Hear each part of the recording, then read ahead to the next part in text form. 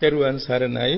අපේ ශ්‍රී ලංකාවේ අර්ථ කතාවලත් එවැගේම මහා වංශයේ වැනි වංශ කතාවලත් සඳහන් වෙන ඉතා වැදගත් ඓතිහාසික තොරතුරු අපට දකින්න තියෙනවා. ශ්‍රී ලංකාවේ සම්බුද්ධ ශාසනයේ පිහිටි මුල් කාලයේ සිට දීර්ඝ කාලයක්, ඒ කියන්නේ රහතන් වහන්සේලා වැඩ ඉන්න කාලය තුල ශ්‍රී ලංකාවේ 100%ක්ම බෞද්ධයෝ, ඊටාම ස්වල්ප දෙනෙක් සමහර විට Hindu භක්තිකයන් වගේ හිටියා. ඒ සියල්ලෝම නිති පන්සිල් රකින්නවා, පොහොයාට සීල් රකින්නවා. එවැගේම ප්‍රතිපත්තිගරුක බෞද්ධ ජනතාවක් හැටියට වාසය කළා. ඒ කාලය තුල හරියටම කාලුගනේ මිනිස්යන් හිතසුව පිණිස පැවතුණා. දවස් 5න් පාට 10න් 10ට 15න් 15ට රාත්‍රී මැදියම් කාලේ පොළවට උරා ගන්න බොහොම සාන්ත වර්ෂාවල් තමයි ඇති වෙන්නේ. මේ ගම් වතුර ගලන, එහෙම නැත්නම් කඳු කඩා වැටෙන, ඔය වගේ විපත්ති සිදුවෙන වර්ෂාවල් නෑ. දවල් වහින්නෙම නෑ. ඒකට නිදසුනක් වශයෙන් තියෙනවා මහා වංශයේහි සඳහන් කාරණයක්. බෞද්ධ මව් කෙනෙක් දවල් වරුවේ විශාල වී පැදුරක් වේලෙන්න දාලා ඒ තමන්ගේ වැඩ කරමින් හිටියා. එලා රජුරෝ රජ වෙච්ච අලුත විශාල වර්ෂාවක් පැහැලා වී පැදුර හේදිලා ගියා. එතුමිය ගිහින් රජවාසලේ පැමිණිලි ගන්ඨාරේ නාද කෙරෙව්වා. රජතුමා කිව්වා එන්න, මොකද පණිවිඩේ පැමිණිල්ල. දේවයන් වහන්සේ තමුන්නාසේ රජ වුණා විතරයි අකල් වැහැලා මහ මද්දානේ වැහැලා මගේ විශාල වී පැදුරක් හේදිලා ගියා. මට ඒකට වන්දි වුණේ. හොඳයි මං ගෙවන්නම් වන්දි. මා කලියුතු මොකද්ද වැහිනවා එන්න දවාලේ. දේවයන් වහන්සේ තමුන්නාසේ නිතිපන්සිල් රකින්න ඕනේ, පොහොයට සීල් රකින්න ඕනේ. හොඳයි ඒකත් කරන්නම් කිව්වා. එලා රජුරු තෙරුවන් සරණ ගියේ නැහැ. නමුත් පන්සිල් රැක්කා, පොහොයට සීල් රැක්කා. එදා පටන් නැවතත් අර වගේම රාත්‍රියේ මැදියේම වර්ෂාව ඇති වුණා මිසක් අවේලාවේ අකල් වැහිවෙන්නේ නැහැ. ඒ වගේම විශාල විපත්ති වෙන වර්ෂාවල් ඇති වුණේ නැහැ. ඒ රාජ්‍යරු අවුරුදු 42ක් රාජ්‍ය කරන්න සමර්ථ වුණේ ඔහුගේ තිබිච්ච යහපත් ගුණ ධර්ම නිසායි. මේ නිසා බෞද්ධයන් වශයෙන් හරියට පන්සිල් රකින්නවා නම් විශාල පිරිස අහසේ කාලුගුණයේ නිසිසේ සකස් වෙනවා. හේතුව ගමක් නගරයක් ජනපදයක් ගානේ ඉන්නවා නියෝජිත දේවතාව සතරවරන් දෙවියන්ගේ. ඒගොල්ලෝ මේ මිනිස්යන් කරන සෑම යහපත් ක්‍රියාවක්ම සටහන් කරගෙන සතරවරන් දෙවියන්ට සතියකට වරක් බාර දෙනවා. සතරවරන් දෙවියන් විසින් සක්‍ර භවනට ගිහිල්ලා මාසයට දෙවාරයක් අසලසුක අමාවක් පොයට ඒ පුණ්‍ය වාර්තා කියවනවා.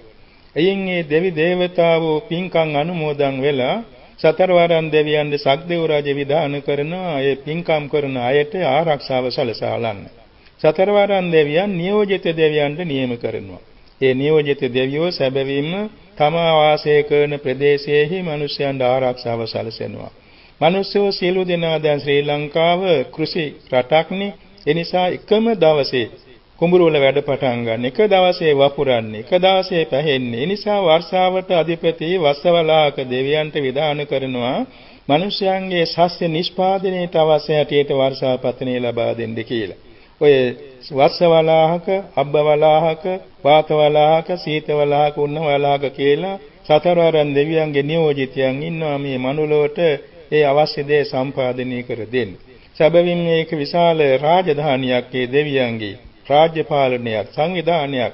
ඒක බොහෝම ලස්සනට කෙරෙනවා. මිනිස්යාගේ රාජ්‍ය තන්ත්‍රය වෙනස් වෙනවානේ. ඒගොල්ලෝගේ රාජ්‍ය තන්ත්‍රය හැමදාම එක විදිහේ පවත්වනවා. මෙන්න මේක නිසා තමයි මිනිස්යාගේ සම්පත් අභිවෘද්ධියට හේතු වෙන කාලුගනේ ලෝකෙ පවතින්නේ. අනික් කාරණේ තමයි දැන් සමහර විට දෙවි දේවතාවන්ගේ ආකල්පයක් තියෙනවා.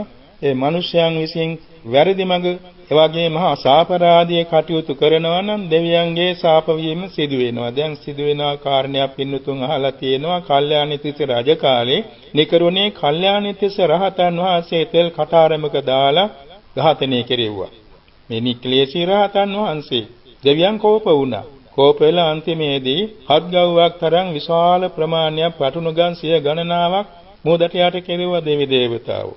ඒක දේව කෝපයක්. ඔය වගේ සිදු වෙනවා. ඉතින් පස්සේ අර දේවී කියන රජුරුවන්ගේ ඊටාම පුණ්‍යවන්ත කුමාරිකාව මොහොතට බිලිවෙන්ඩනේ ඉදිරිපත් උනේ. අන්තිමේ එතුමියගේ ඉදිරිපත් වීමෙන් ඒ මුහුදු ගැලියෙම නැවතුණා. විශාල අභිවෘද්ධියකට කාරණයක් වුණා එතුමියගේ බිලිවීම. අන්තිමේ විහාර මහා දේවී කියලා මහා උදාර සේවයක් කළ උත්තමාවක්. මේ වාගේ සිදුවීම් වලින් අපට පැහැදිලි වෙනවා දේවකෝප සිදුවේ නැති. පසුගිය කාලයේ සම්බුද්ධ ශාසනයෙහි බුද්ධ ප්‍රතිමා වහන්සේට බොහෝම නිග්‍රහ වෙන දේවල් සිදු වෙලා තිබුණා. ඒ අවස්ථාවේදී දේවකෝපයක් වාගේ සිද්ධියක් තමයි මේ සුනාමි විපත්‍ය හැටියට හඳුන්වන්න සිදු වෙලා තියෙන්නේ. බොහෝ සෙයින් බුද්ධ ශාසනයට පටහැනිව ප්‍රතිමා වහන්සේලාට අගෞරව කරන, එවාගෙම අපකීර්තිය පතුරවන ඒ තන්වලට විශාල විපත්ති වෙලා තියෙන අපට ස්වාර්ථානුව දැනගන්න ලැබිලා තියෙනවා. ඒවත් දේවකෝප වශයෙන් සිදු වෙනවාමයි.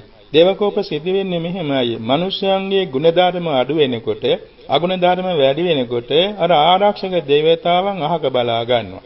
මිසදුටු දේවතාවන් එවාගෙම දුර්දාන්ත අමනුෂ්‍යයන් එතෙන්ද සමීප වෙනවා. එතකොට නැති කරදර ඇති වෙන්නේ නැති අපේ බුද්ධ ශාසනයේ අර්ථ කතාවල හඳුන්වලා තියෙනවා. මෙන්න මේක නිසා ශාසන පරිහානියට නැත්නම් මේ ලෝකේ පරිසර විනාශයට හේතු වෙන දේවල් අර ඍතු නියාමයේ වශයෙන් සිද්ධ වෙනවා. දෙවියන්ගේ ශාප වීම වශයෙන් සිද්ධ වෙනවා. ඒක කාටත් තේරුම් ගන්න වටිනවා. ඒ නිසා දෙවියන්ගේ ශාප වීම නොවෙන්නේ නම් මිනිසයන් විසින් කළ යුතු වන්නේ දේවාලට ගිහිලා පුද සත්කාර කිරීම නෙමෙයි. තමාගේ ජීවිතය හරියටම සීලවන්ත ජීවිතයක් බවට පත් කරගන්නට ඕනේ. දැන් මම දන්නවා අපේ මොහොතට යට වෙච්ච වෙලාව මම බුදුගුණ සිහි කළා, සත්‍යක්‍රියා කළා. මම පිරිසිදුව සීලය රැකලා තියෙනවා. මම ආචාර්ය උපාධ්‍යාන් වහන්සේලාට පියාණන් උපස්ථාන කරලා තියෙනවා, සත්‍යයි. මම මේ කන්දට පනිනවා කියලා ඒ විදිහට මම හිත යටින් සත්‍යක්‍රියා කරමින් දෙවියන්ට මම ආරාධනයක් කළා. මොහොත මනමේ කළා දෙවියෝ ඉන්නවනම් දැන් මේ සිල්ලුතුන්ට අනුතරක් වෙන්න යන වහාම රැල්ල නවත්තනු කිව්වා. ආචාර්ය සිද්ධියක්, ත්‍රාස ජනක සිද්ධියක්. මොහොත රැල්ල දෙපැත්තට බෙදුණා. ගොඩට යන රැල්ල ගියා, මොහොතට යන රැල්ල මොහොතට ඇදුණා. අපට කිසිම අනුතරක් නැතුව අපේ වාහනේත් අපිවත් ආරක්ෂා වුණා. මේ වාගේ තමන්ගේ ආත්ම විශ්වාසය රැකෙන හැටියට සීලය හරියට රකින්නවා නම් ගිහි පැවිදි අය ඔය විපත්ති සිදුවන්නේ නැහැ කියන එක අපට හිතා විශ්වාසවන්තව ප්‍රකාශ කරන්න පුළුවන්.